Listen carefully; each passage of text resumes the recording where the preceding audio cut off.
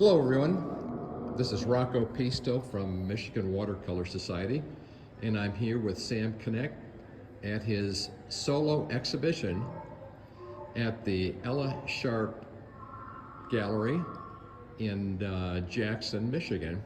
Hello Sam. Hi Rocco, great to see you. What I'd like to do is just kind of go through some of the sections because there's portraits, there's landscapes, there's different scenarios that you've created for this show. And how old are some of these pieces? Is this a retrospective show?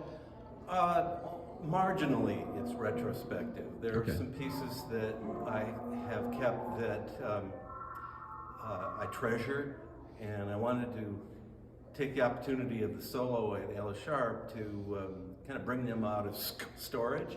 But I'd say 3/4 of the work in the gallery are new paintings within the last 3 or 4 years. Okay. But the portraits they have a little age, and they are what I call character portraits, in that they're not commissioned, and I approached each subject at the time to pose, and got their willingness and participation.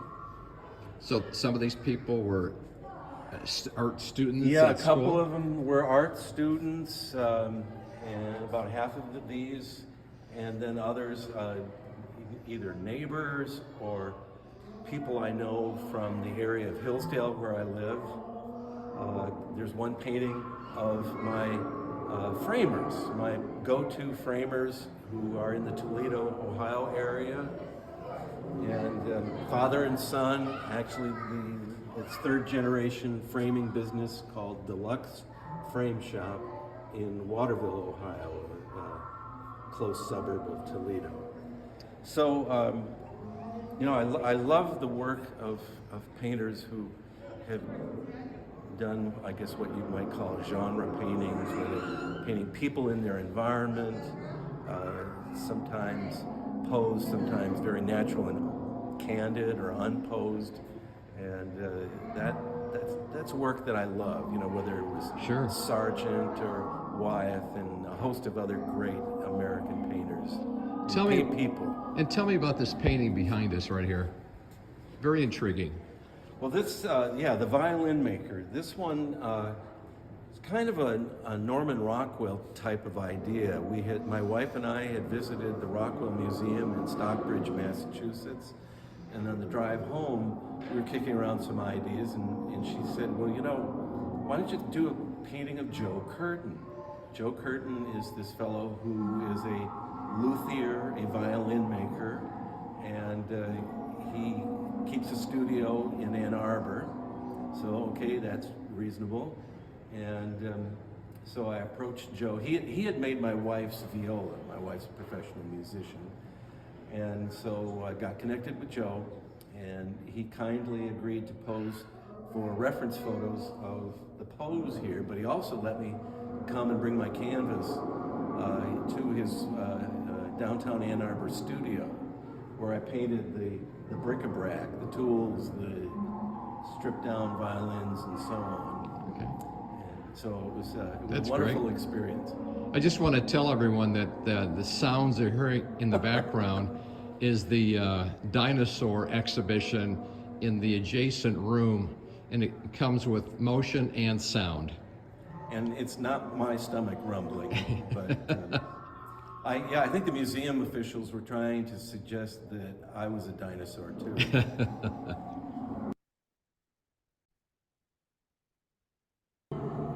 Okay, Sam, this is the next batch of portraits, and what's interesting is that you've got oil, acrylic, watercolor, but you've done a lot of egg tempera. Yes. And what's the interest there? Well, through my career, my life, I've been a devotee of Andrew Wyeth, the whole Wyeth clan, and so I guess I was about 20 when I first started trying to teach myself how to do egg tempera, and little by little, over the years, decades even, feel like I've attained some mastery of it. Always feeling that there's still mysteries to the medium, but it's very process intensive. One can just Google egg tempera painting and you can find tutorials that kind of unpack the mysteries in the process.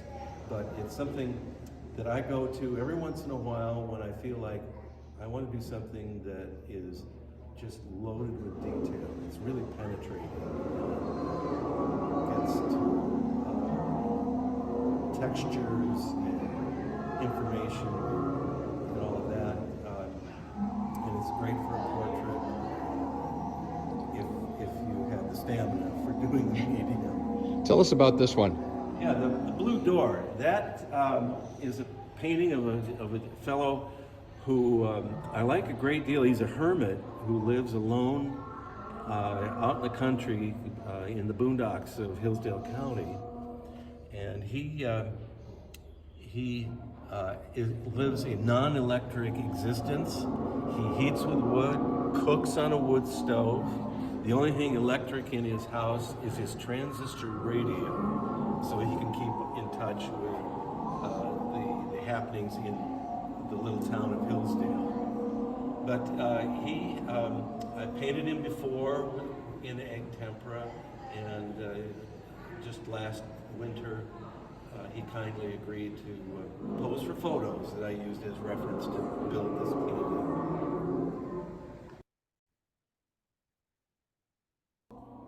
Sam, so tell me about this grouping of paintings. Well, I call this section of the show my Atlantic Coast, or at least Eastern United States grouping. I'm not a big traveler except to Michigan's UP, but I have a great sentimental fondness for coastal Massachusetts, the harbor towns of Rockport and Gloucester, or Gloucester.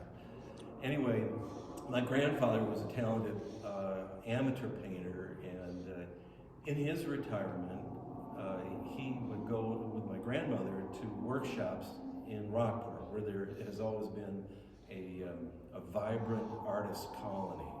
So he'd take workshops with artists there and paint the lobster shacks and so on that are quite iconic to that harbor town. Is that what this one is? Kind of? Yeah, this is the doorway of a lobster shack, which was just all decked out with wooden painted lobster traps.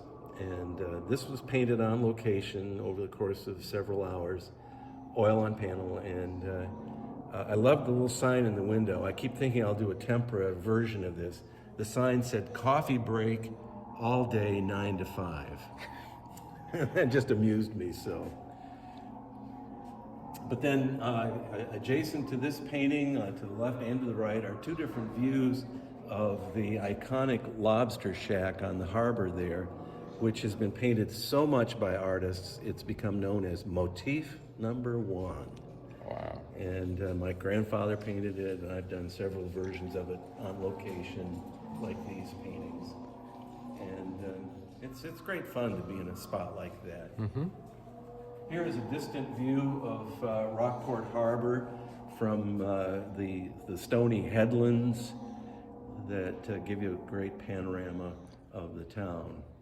This was a 2-day oil, and second day the weather started to shift with a fog bank coming in, and I got excited by that and decided I need to repaint this whole picture to try to get those effects, that blurry silvery light that was happening. I mean, you're walking in some of the places of some of the great painters back, like Winslow Homer, Yeah.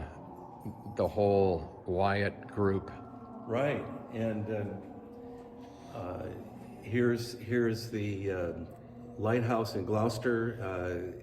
Eastern Point is where that's situated, and anybody that's watched the Wicked Tuna shows, they sail out to the Atlantic going right past that lighthouse, and so that's great fun. Here's the scene from Monhegan Island in Maine. It was about 7 years ago that I went with an artist group and stayed a week on the island, and it was just unbelievably picturesque in terms of the island and its buildings and the whole vibrant life of lobster fishermen over the decades. And I remember this and submitted in Michigan watercolor exhibition. Right, yeah, and it was one of those things that was great fun to paint with really kind of red, white, and blue color scheme. Right. Can't beat it. This was an imagining of a girl looking out to sea there at Monhegan Island. I was, I guess, trying to channel Winslow Homer and his paintings of fisherwomen standing by the coast, hoping that their husbands would make it back safely from a big catch of haddock or what have you. That's great. And you had a story about this one. Well, yeah, I won't belabor the listener to the whole story, but this is painted in Wyeth Country in Chadsford, Pennsylvania, just outside of Philadelphia. And Andrew Wyeth had, as a young man and young artist, befriended the old farmer who lived in this farmhouse and wound up making hundreds of drawings, paintings, even egg temperas, based on the people of the family, the Kerner family, and their friends and the scenery around this working farm. I had a chance to visit it a couple of years ago.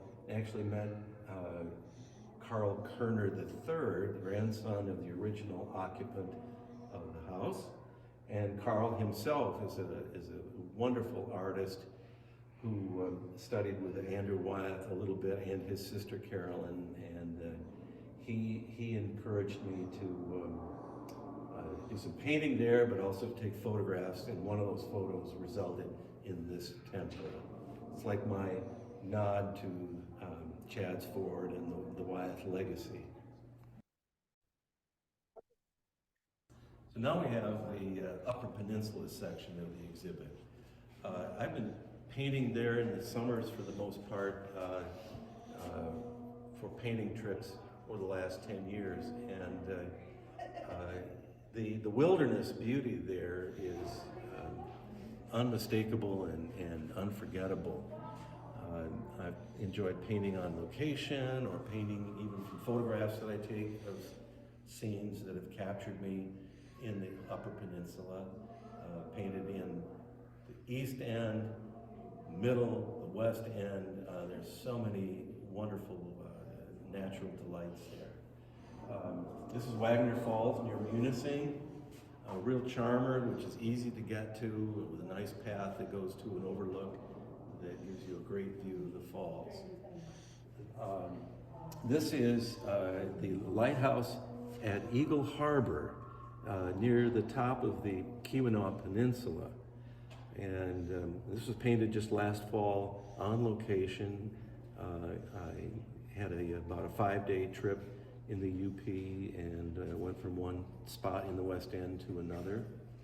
So I set up my French easel on these rugged rocks overlooking this little cove and made that painting. And then also, the weather was a little iffy, but then the sun finally broke through, cooperated, and I started to change this painting to catch that burst of light on the tower. And then the light got even better as the sun sunk lower in the west. And this is what greeted my eyes. I was going nuts and grabbed my camera. I have to tell you that this was painted from photographs taken on the occasion of doing the plein air painting. And I decided I needed to go big with it and just try and get that pop of light, but also the softer light on the clouds, and then that wonderful, weird reflection all breaking up in the little cove below. This was not an easy painting to do. There were incredible struggles, I felt, with doing the rocks and getting all this warm and cool stuff recorded in a way that worked. And this is another one that I think you entered this year. Yeah, I believe that's in the mix of the entries this year. This is a sunrise Whitefish Bay in the east end of the peninsula near Whitefish Point. And we have, my family and I have a little A-frame near this spot just above the hamlet of Paradise. And so sometimes in the morning, even though we're not on the lake with our cabin, you can hear the breakers. Oh, yeah. So I'll dash over and see if there's something worth trying to capture. And I did this from photographs, and was especially intrigued by the effect of the light on the sand as the waves broke but also pulled back, and you get this reflection, rippling reflection of the sun. And it's a very challenging painting to do, particularly with the sky, to mingle quite a wide variety of colors and get it to behave, or at least fall into place before the water dried. Yeah, that's great. Yeah, then we got these guys. Yeah. Just more. This was painted near Leland. We stayed a few years during the summer in the area of Leland and Interlochen when my wife was teaching as a fill-in violin and viola teacher at the music academy. Mm-hmm. So while she was doing her thing, I did my thing, going over to the coast and you know, photographing the heck out of Lake Michigan all times of the day. Yeah. Here's one that I'm particularly proud of from last October. This was painted over the course of 2 days in the Porcupine Mountains Wilderness Park, the state park there, which features the Lake of the Clouds. There's a magnificent granite wall, an escarpment that has overlooked platforms that allow visitors to get incredible glimpses of the beautiful hills and the huge lake, about a 2-mile long lake that greets your eyes as a wonderful panorama. But this one is another one where day one there was full sun, everything was just popping to beat the band, heavy saturation of pigments and so on. But the second day, it was a little more overcast. And I decided, you know, why don't I go with these softer, subtler colors that still have this radiance and richness of color, close values, warm, cool, incredible hue contrast. And that's how that one came about. Great.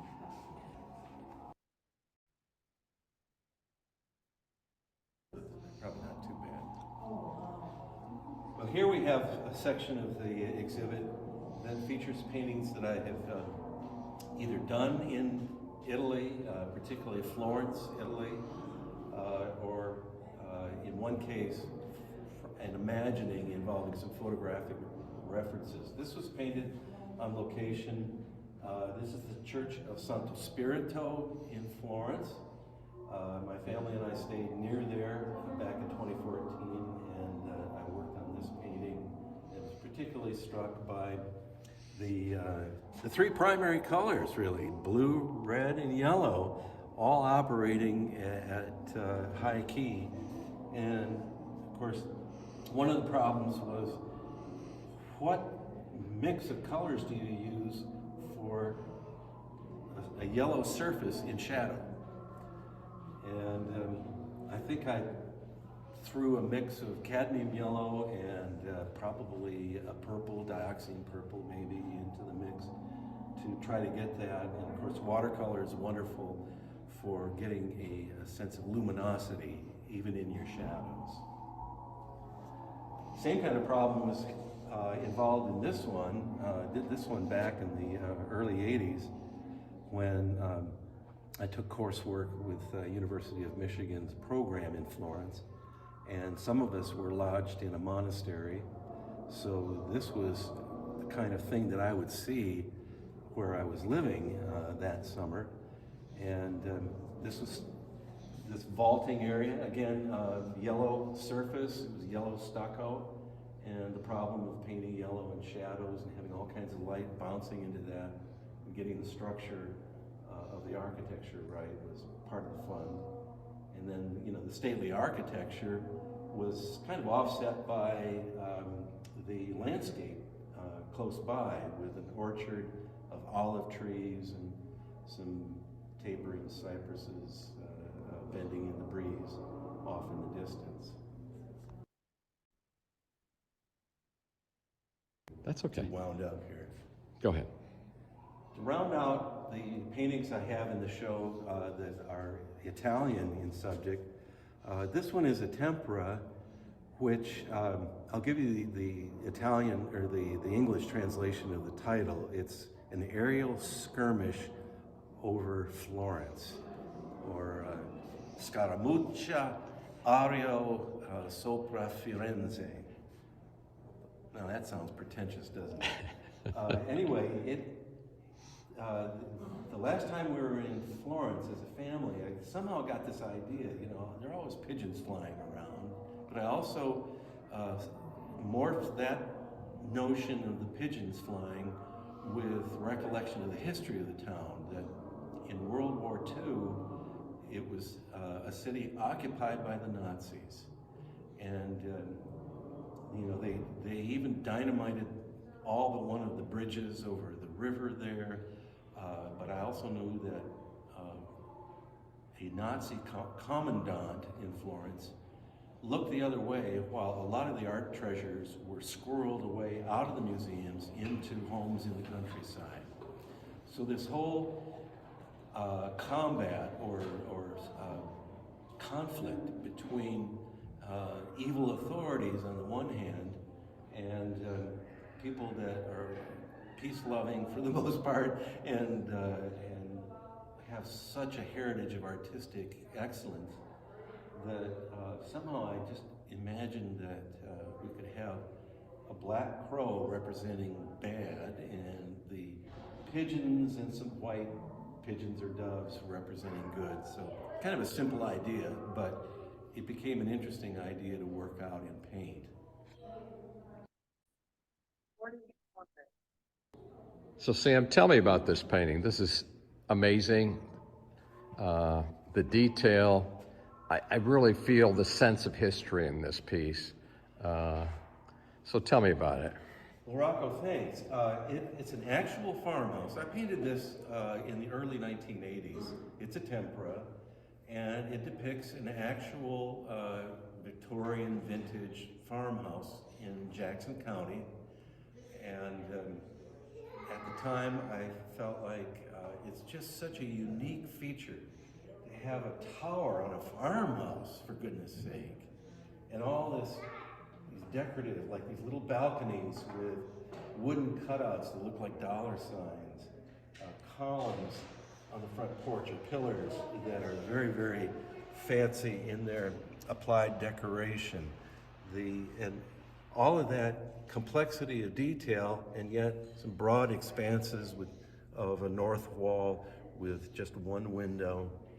And so I just did a deep dive into doing this painting right up to the lightning rod and so on. And it took, I don't know, maybe 120 hours to do this painting. But I hung on for dear life, and it actually was in an article that I had in American Artist magazine in 1981. And it's entitled Country Queen. Now, in the 1980s, the term queen, just to me at least, meant something regal. My wife has teased me. She said, "You need to retitle this painting, Sam. The word has a little different connotation these days." But I'm sticking with the old title because it's part of the history of the painting. And let's take a look at this one. Yeah, this was a scene in Grass Lake in Jackson County, where I lived for a couple of decades. And the occupant of the house, the old couple, The gentleman was, he fought in World War I. It was probably the only time he ever left Grass Lake, this tiny little hamlet, to go over to France. Otherwise, he made a living running a milk route. And people have, when they hear about that, they say, oh yeah, they always have cats running around the place. But I just was charmed by the wicker rocker on his porch. I had done a watercolor of this that served to work out the compositional bugs, and then decided to go all in with the tempera. And I love light on things. I mean, the common denominator of all the paintings in this show is light and shadow. Subjects I find fascinating, but I'm always finding myself obsessed with the behavior of light and shadow in those subjects, and how do shadows streak across a lawn, across a dirt road, giving you all these active stripy things, and even a perspective of the shadow shapes as they recede into the distance. Sam, this is a great show. How long is it up? Final day is May 30th, Rocco. Okay. So there's time for people to come out here to Ella Sharp. Absolutely. They are located at 3225 South 4th Street in Jackson, Michigan. And I should point out that they're closed Mondays and Tuesdays, but open all other days. Well, great. Thanks for hosting us and giving us the artist perspective of your show. Thank you, Rocco, and thank you for all those who are watching this.